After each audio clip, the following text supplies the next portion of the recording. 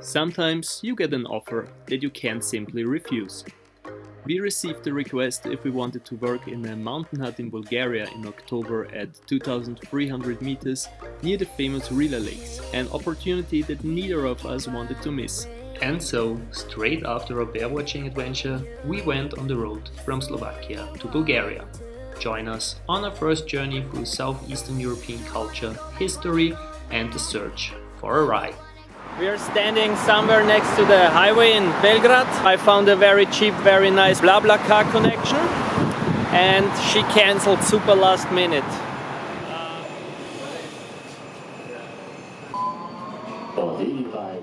We took the bus from Poprad to Budapest, the capital of Hungary. The last time I was in Budapest was in 2018, and either I just can't remember it because of my alcohol level, or this city has really changed a lot. The bars are still full, but the city itself seems much cleaner and more modern. Apart from that, what is there in Budapest that not everybody knows? The city is extremely popular with tourists, understandably. In addition to countless churches and other magnificent buildings, there is good food and many parks that invite you to linger.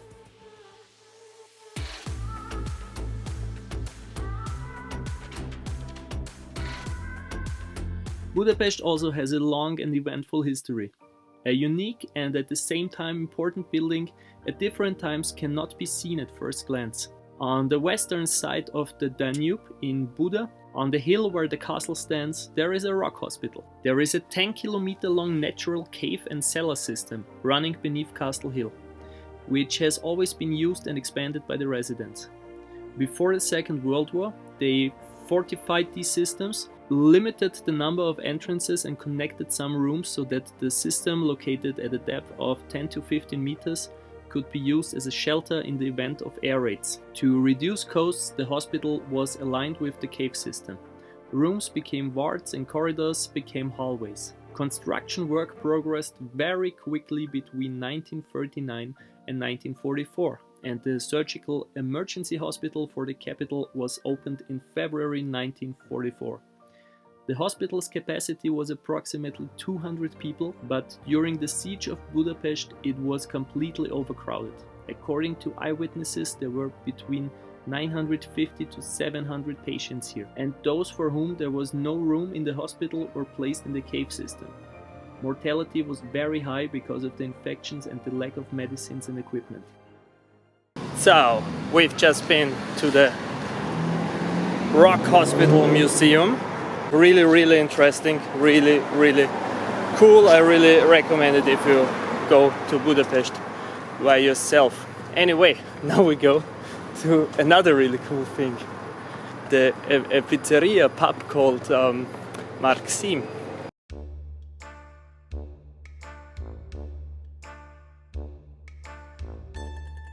This is by far the weirdest pizza store I've ever been to. I'm really curious if they actually serve the pizza. So we had some really nice lunch here at the pizza pub Marxim. The thing is, I wanted to show you the pizza, but I'm always getting so excited when I have food in front of me that I always forget to take videos. I'm not lying, that's actually what happens all the time. Did you enjoy your pizza? Yes.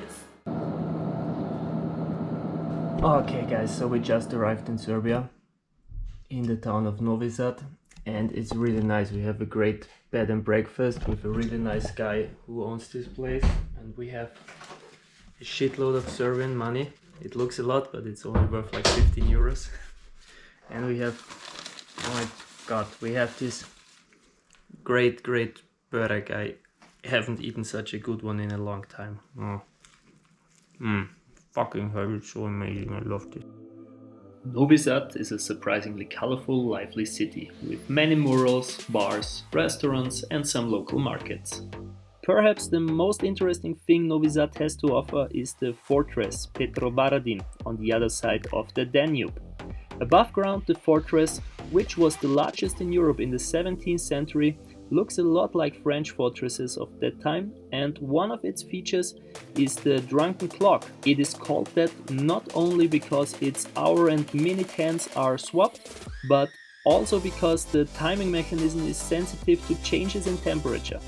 When the weather is cold, the clock tends to run a few minutes behind. When it's hot, the clock tends to run a few minutes ahead.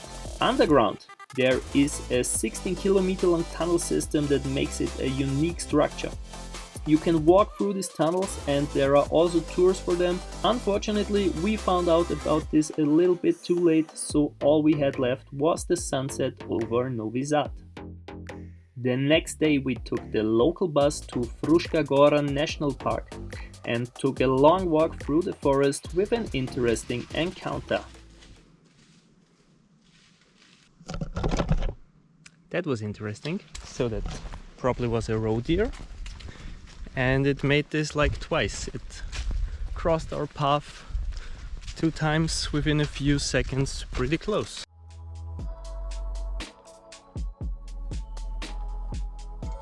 If you ask yourself, why are we going through the woods when we are visiting Novi Sad? So, the answer is here. This is the Iriški Venac tower, a 170 meter tall TV tower that was destroyed at the 1999 NATO bombing. It was partly repaired, and so the scarred TV tower also became a monument to the NATO bombing, and many locals and visitors alike see that aspect of its existence as its main purpose today. However, damaged but still standing, the tower serves part of its original purpose, hosting several antennas. After we had a delicious meal in the restaurant next to the tower, we started the descent to the other side of the hill, and what can I say, we were adopted by dogs again. However, we got rid of the dogs, so we were able to continue our journey to Niš via Belgrade. We got to Belgrade by train, but the rail connection from Belgrade has been non-existent for ages. Here's what's going on. We are standing somewhere next to the highway in Belgrade. We are waiting for a connection to Niš for a BlaBlaCar. Apparently at the moment there is no train connecting Belgrade and Niš, and the bus connection seems quite shitty to me. So I found a very cheap, very nice BlaBlaCar connection, and she cancelled super last minute. Luckily in the train we had Wi-Fi, so I actually saw it, otherwise we would wait for her, she would just not appear. Anyway, we found another connection. He should come in like half an hour. We're waiting here next to the highway where he will pick us up, hopefully. We'll see.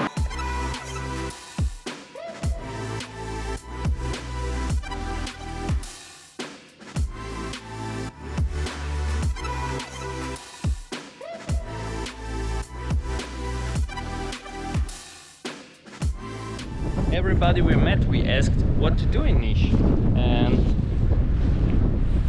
nobody really knew what to say, because apparently there is not much to do. I found a very funny patriotic playground over there. I'm still searching for places that are worth showing. Niš knew how to convince me very quickly. The birthplace of Constantine the Great is now a lively university town mixed with a relaxed Balkan atmosphere, and also has a lot to offer in terms of culture. The 18th century Turkish fortress right next to the Nijava River, for example. Today you can visit the well-preserved Balibek Mosque and other remains here. Then there is a large bazaar where you can get fruit, vegetables, but also pretty much everything else.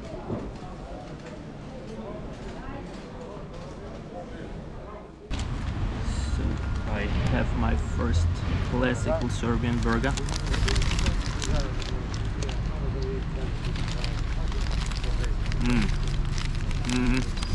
Really nice. They grill here with so much fat. It's so tasty. It only costs around €2. Wow, really nice. And then there are still memories of very dark times in Niš. There is the Red Cross concentration camp. It was the first time for me that I stood in front of a concentration camp, and it was a more than unpleasant feeling to be there.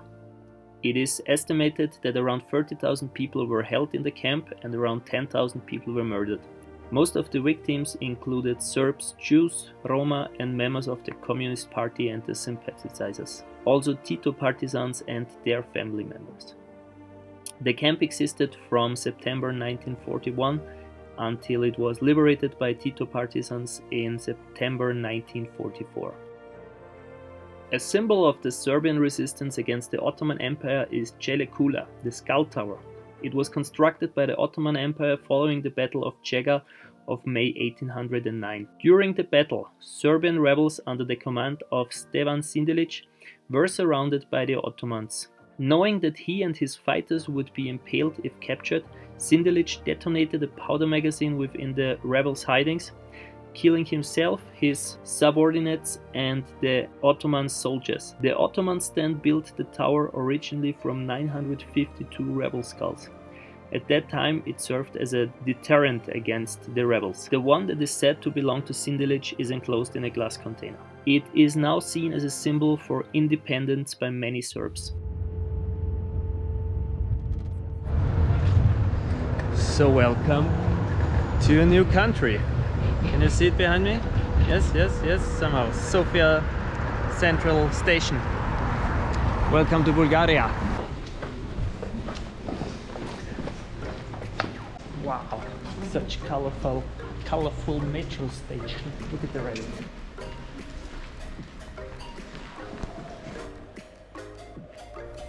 First off, Sofia seems like an incredibly interesting city, and it's very likely that we soon come back to explore more of it. But for now we only had one day and we decided to visit the Red Flat. It's an actual flat and it looks like it was in the 1980s, so the late communist era. An audio guide takes you back into the everyday lives of the family that lived here. You're not only allowed but encouraged to open and look through all the old albums, books, diaries and other personal belongings, which makes this a unique and interactive experience. And I highly recommend to you to come visit this too when you visit Sofia.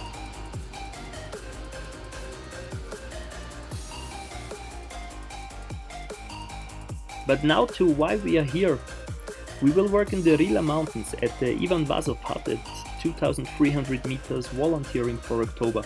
The way up there will lead us through the amazing landscape along the 7 lakes, a quite famous hiking route. Welcome to the Rila Mountains in Bulgaria. We are on the way to our Workaway, to our volunteering job. Whew.